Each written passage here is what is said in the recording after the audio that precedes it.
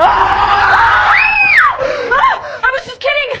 You're here. Ian clearly witnessed with his own eyes. His wife died in a car accident, but when he woke up the next day, his wife had miraculously come back to life. Ian was so scared he kept backing away, until he felt his wife's body temperature again. Ian's anxious heart finally calmed down. Time seemed to go back to yesterday. His wife went to make breakfast as usual. Ian suddenly remembered his wife would get burned by the kettle at this moment. He rushed over to warn her, but found that his wife had used a towel. He let out a long sigh of relief. But before long, his wife's hands still got burned in a different way. This made Ian's heart sink. Sure enough, even though Ian insisted on changing the route to work, his wife still got soaked by cola from a passerby. Just like yesterday, he desperately tried to explain everything to his wife, hoping she would understand. Alright, what happened in the dream that freaked you out so badly? To keep his wife from worrying, Ian only told her it was something terrible and that his watch would break on the way to the company. So to verify this, his wife decided to go with him. Soon they arrived at the company entrance, and Ian nervously checked his watch. The watch was perfectly fine. He let out a long sigh. Maybe he really was overthinking things. After work, he told his friend about this strange dream, but his friend also thought it was just a coincidence, and told him not to worry about it. However, the cup that was supposed to break yesterday was caught by him today. Looking at the ball in his hands, he suddenly realized, since the original sequence of events had changed, could he also prevent his wife's death? However, when he took a taxi, he discovered the driver was the same person as yesterday, and Ian became even more certain everything that happened yesterday was real. So he asked the driver whether that thing would happen tonight.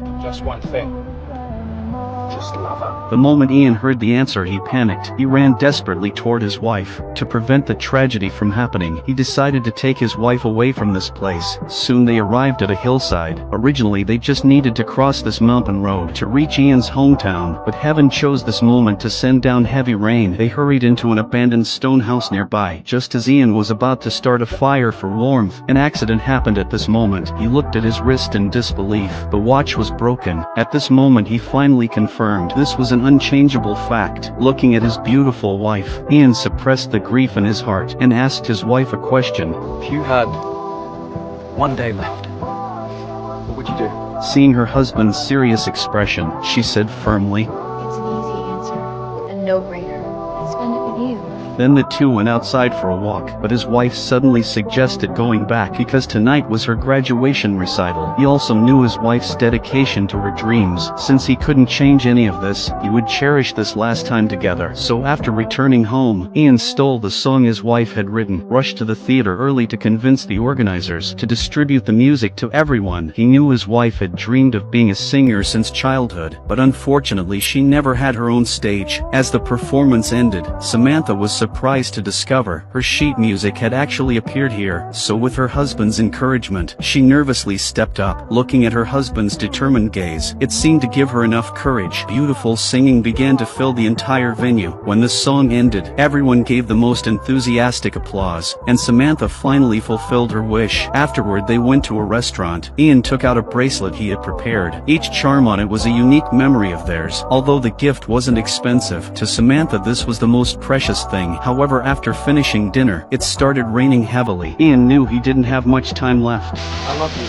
I loved you since I met you, but I wouldn't allow myself to truly feel it until today. Samantha, if not for today, not for you, I would never have known love at all. So thank you for being the person who taught me to love, and to be loved.